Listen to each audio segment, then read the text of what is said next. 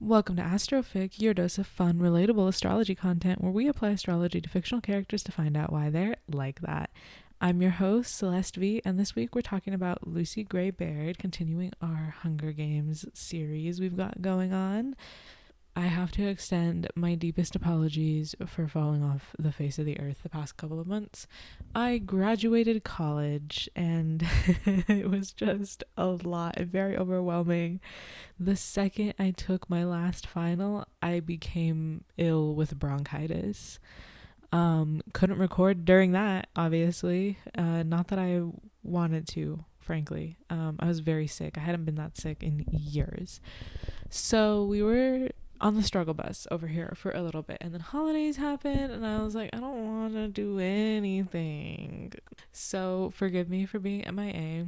I hope this episode finds you well. I'm a fresh college graduate in a world where nobody wants to hire anybody and certainly not pay them well. So I'm gonna just keep doing my thing on this podcast and hope to have a little bit of fun and survive until whatever happens next. So, with that slightly depressing personal update out of the way, let's get into the episode. We are talking about Lucy Gray, fan favorite, played by Rachel Ziegler, from the Ballad of Songbirds and Snakes. Isn't that wonderful?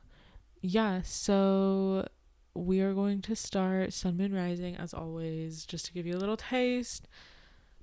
Sagittarius Sun, Libra Moon, both of which I shan't say more on for a while. And then we have her Leo Rising. Yes, of course. Literally, of course, I make the performer the Leo Rising. Natural born performer, of course. She just shines so brightly when there's a spotlight on her. Truly a natural born performer. Also, Leo, opposite my rising sign, so we know very well fixed signs, very stubborn. Lucy Gray is a very stubborn little bird, and very resilient, and I think that can be all owed up to her sun sign. Well, not her rising sign, and also not all. It doesn't all owe the tenacity that she has to her rising sign, but it's a major player for sure. So we're starting our journey in the first house, and speaking of her resilience and tenacity and drive, her Mars is also in Leo. So actually, you know what, maybe we can attribute all of this knack for survival that Lucy Gray has. Maybe we can owe it all to her Leo placements. Mars and Leo in the first house. This could be seen as most of her action and attention being spent on preserving herself, both physically and her sense of self, because it's in the first house. So like Mars is like the physical aspect, and well, also the first house is kind of the physical aspect. It's also your body. So yeah, so she's protecting herself from physical harm as well as like ego harm. Like she knows who she is and she doesn't ever want to lose that, especially not for a man. Spoiler. I think that Lucy Gray also really identifies with the persona of a performer, and she works very hard to keep it. Her first instincts always have to do with putting on a show, putting on a performance. I think that night when she's performing in the seam when Snow is a peacekeeper and she takes like a swig of some alcohol, moonshine or whatever that somebody passed her, something about that, it like that interaction with the audience really screams like, this is my stage personality. Like we see her when she's off stage, when she's just with Snow or just with the Coveys, and is just fully herself. And she's not quite that boisterous, you know. She's much more chillaxed, but people who only see her on the stage would probably think, oh, this is exactly how she is. And that is her really leaning into the Leo rising. Like, that feels, again, she's just such a natural born performer. Like, it really shows in the way that she expresses herself on stage. So her second house would be in Virgo, but alas, she has no Virgo placement. So we move on to the third house, which is where she has her moon placement in Libra. I think that this is why she's able to remain calm and cool under pressure so well. She's very balanced in her emotions, for better or for worse. But this Libra moon placement really gives her balance and clear, quick thinking skills. So she can be very decisive at a moment's notice when she needs to be. The only time I see this failing her is when she gets overwhelmed, like when all that stuff happens at the show with, God, I can't remember anybody's names now. I haven't seen this or read it as many times as I have the Hunger Games. But her boyfriend, what's his name? Billy? And the mayor's daughter that Billy cheats on her with. I'm going to call him Billy. That seems right. That feels right. But like in that moment when they're all backstage and what did they do? They shot Billy. And they have to like get rid of the body, get rid of the gun. And I think she's the one who puts the guns away, but like Snow decides where she puts them. Anyways, I also wrote down in my notes that this moon placement offsets the lack of tact that her Mercury sign has, because with her moon sign, she can more accurately consider the emotional response people might have to her words. And we'll talk about her Mercury placement next. But yeah, for the most part, Libra moon pretty much unfazed and calm and puts on a good face. That's that Leo sun again. Or that Leo rising. God, I can't speak today. Maybe I shouldn't have tried to do this podcast today. This sucks. Anyways, so that's her Leo rising again. She's really quick to put on a face, put on a show, and deal with things very calmly and very rationally. But when she's overwhelmed or she feels like she is in a space where somebody else can take the reins, she definitely gets that overwhelmed feeling and can't make clear decisions like she used to. So that is her Libra moon in the third house. We're moving on to her Scorpio fourth house, which is where she has Mercury. So her Mercury in the fourth house of Scorpio gives her a very sharp tongue, but most of the danger is reserved for those who hurt her or insult her family or her family's way of life and traditions. Sorry, I mean hurts her family or insults her family or her family's way of life traditions. Yeah. Mostly having to do with her family because it's in the fourth house. She's very protective of her family, and that really shines through in the way that she handles herself. And because she is, not the strongest or biggest girl in the yard, because she can't handle things as physically as maybe she would like to, she definitely falls back on her wit, her intelligence, her comebacks, her songs, way more for those purposes. She puts a lot of thought into what could be most beneficial for her family also, and what could be the most damaging to them in their survival. So this is that Mercury. Mercury is adding this logical, rational outlook on the world through the lens of, I need to protect my family. So that's really where I think that her Scorpio Mercury operates from. She has another placement in the fourth house. She also has her Chiron here in this house. And I don't think I misplaced in putting this here. I think that her home life is definitely where her first wound comes from. And I think that is actually like her fear of abandonment, whether intentional or not, the way that her parents vacated from her life. hurt her very badly. And I think that she is always trying to make up for that with like Maud Avery and the Covey, and, you know, being there for her community and things of that nature. She's always trying to rebuild that maybe lost family dynamic that she missed out on as a child. So that is her 4th house in Scorpio. Moving right along, we got her 5th house in Sagittarius, which is where her sun is. So now we get to talk more about her as a person. I think she's very, fiery, wild, free-spirited, all very Sagittarian things. And she's also incredibly creative, and I think she's quite romantic also. And that's that kind of like 5th house influence with the creativity and the romance. And I did some light analysis because literally, of course I did. Her sun is trine with Snow's sun that I gave him. Because they're the same element, and when you have things in the same element, trines off others. He's a Leo sun, I think I gave him.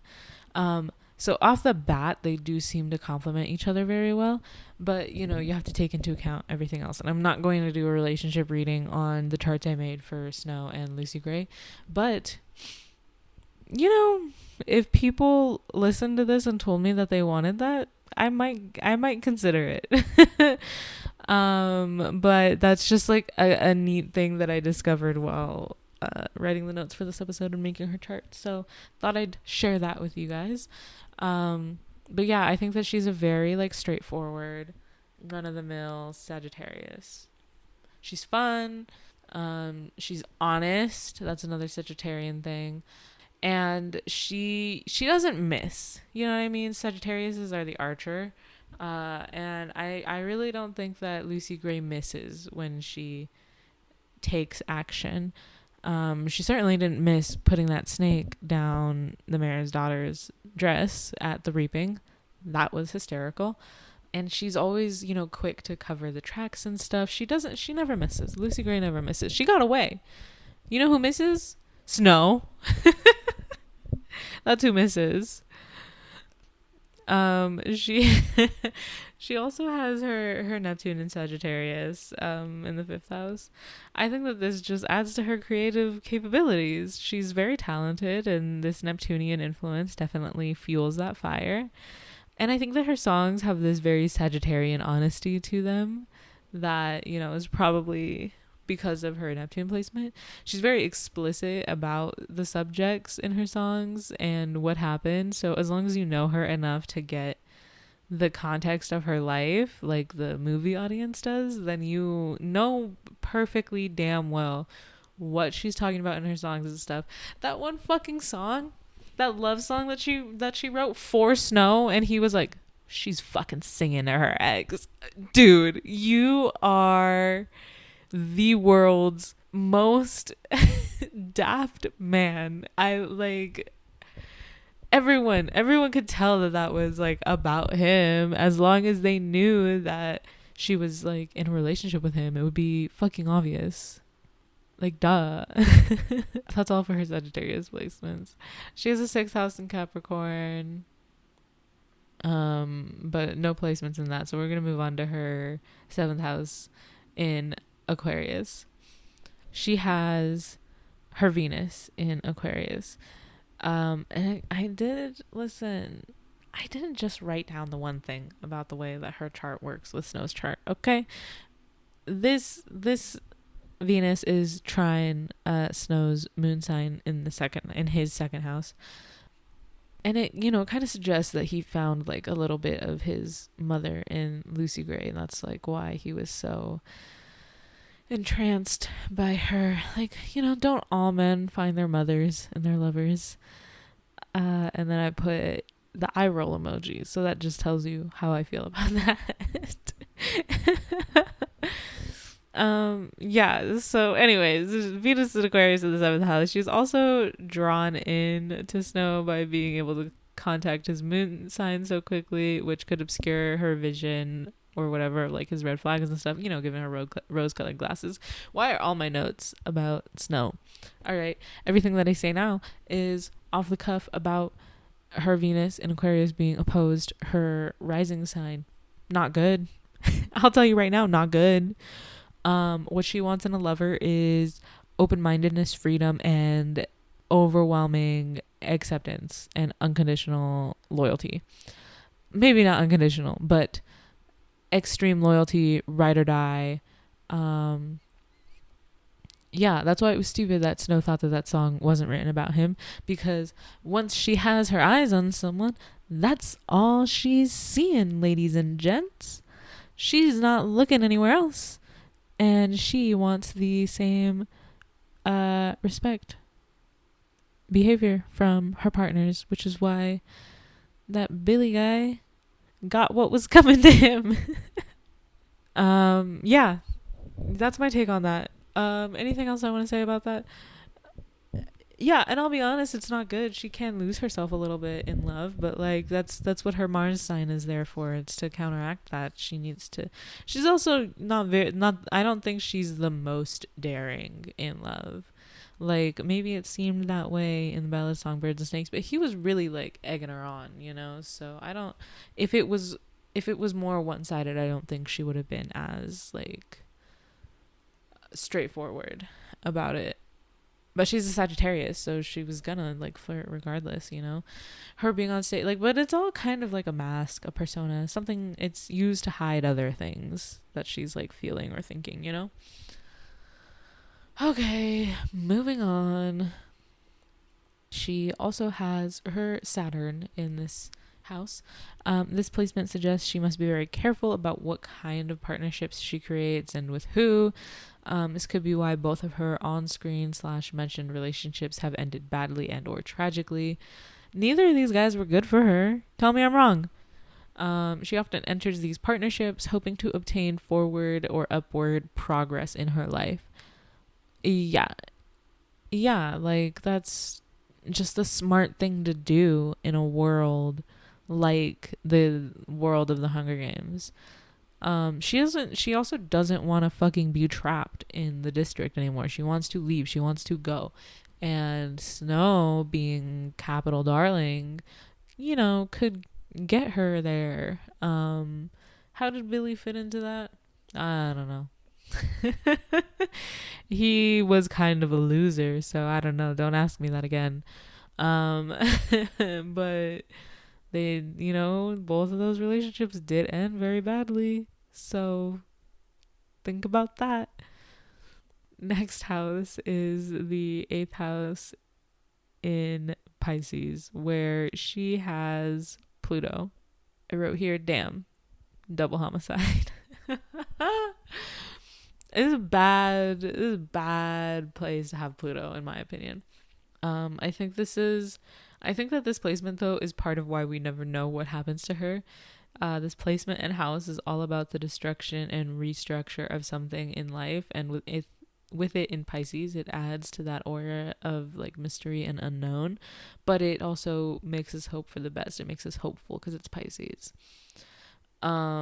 So yeah, like she, it's so easy. Sometimes it's so easy to like disappear your life and change your name and all that stuff. Like just get out of there, if shit sucks, hit the bricks. And shit sucked for Lucy Gray, and she did the smart thing and she ran. But like that's kind of like her, I don't want to say her legacy, because it's only her legacy to us, the audience, and to like the handful of people who knew her. Oh my god. Okay, if you heard that was my my phone and my laptop dinging because my roommate group chat is going off. Anyways, where was I? Pisces, 8th house. Yeah, man, she's just gonna be mysterious and her whole life is gonna go poof and nobody's gonna know what happened. And I think that that's really interesting. Moving on, because I don't think she doesn't have any other Pisces placements. Her 9th house would be in Aries. She doesn't have any placements there, but she does have 1-2 more placements. One of which is in her 10th house in Taurus. her Jupiter is in the 10th house. This is kind of an ironic, unintentional placement. I didn't intend for her Jupiter to end up here. Jupiter is supposed to expand what it touches, and in this case it should expand her social power and status, and in Taurus it should cement her into history in a way. But kind of the opposite happens. She becomes a ghost of history, lost to time, and purposeful erasure, but she's not forgotten by everyone. Snow remembers her, Tigris is still alive, and Mockingjay. Tigris is still alive in Mockingjay. And it suggests that there are others who witnessed the 10th games that would remember Lucy Gray and are still alive, most likely in the capital, likely not in any of the districts. And additionally, Snow will remember her and is constantly being haunted by her memory in Katniss and everything that they do. God, I will never get over Lucy Gray bowing the same way that Katniss does. That is such a detail that I'm so glad Rachel Ziegler added into the movie. Oh my God. Literal master of her craft moment. Cannot even believe it. So this Jupiter, can kind of have a Midas touch. Everything turns to gold, but I mean everything kind of thing, where it sounds great but doesn't end up being great. Lucy Gray gets on television all across the nation. She has a nationwide stage. She is more famous than ever, and still things are bad and or wrong. It's in Taurus, which is a fixed earth sign, is not the best place for Jupiter to go, because there's some restriction on what Jupiter can do, and sometimes too much of a good thing is not a good thing. And that's kind of what I feel like this placement is in Lucy Gray's life. And then who knows, maybe after everything that happens in the book, she flees and she's gone, and she makes a name for herself in some other community that she finds, because I doubt that Panem is the only country in the world. I think she'll be okay. Moving into the last placement, we have Uranus in Gemini in the 11th house. We're not touching her 12th house, which is in Cancer. We're not touching that house. But so this placement, Uranus, Gemini, 11th house, she was meant to bring a change to the way that society is built, or at least provide knowledge and commentary about it that people were meant to have access to with her place in the games and her national stage. But obviously that didn't fully pan out, and she was erased from history. She's very conscious and aware of the ways that society needs to change and how a collective could bring about that change. She, is definitely somebody that feels more about community than Katniss, for instance. Katniss grew up in an era where it was very dog eat dog world, whereas Lucy Gray, by the 10th Hunger Games, there is still this sense of camaraderie and community, and the kind of energy that would create the revolution that happened initially in the first place, that caused the creation of the Hunger Games. She was sent there to shake things up, Uranus, especially through means of knowledge and communication, through her songs, her performances, her speeches, whatever. She doesn't really have any speeches, but I'm thinking more back when she's in the Seam and stuff. I feel like there are some little things. And also the way that she informs Snow about life outside the capital, I think, is also meant to change his mind. And if she changed his mind and he changed his way of thinking about the world and life, now the Hunger Games would look a lot different. Would we even have the Hunger Games series as we know it proper? Probably not. So yeah, just something to think about. Lucy Gray, obviously not the protagonist of the story, but a main character in her own way, in her own right. I did not have as many notes about her as I thought I would, so this episode is shorter than my other ones, which I'm actually really grateful for because they were getting long. So that's gonna be it from me. That is Lucy Gray Baird and her birth chart that I made up by me. Next time I come at you will likely be in February, or maybe sooner than that, who knows. Now that I have some free time because I'm not in school anymore. You've been listening to AstroFic, your favorite astrology podcast, hosted by me, Celeste V. If you're listening on Spotify or Apple Podcasts, please don't forget to leave a rating and review. If you're one of our new YouTube listeners, please leave a like and a comment, and maybe subscribe if you wanna. We'll see you next time. Thank you. Love you. Bye.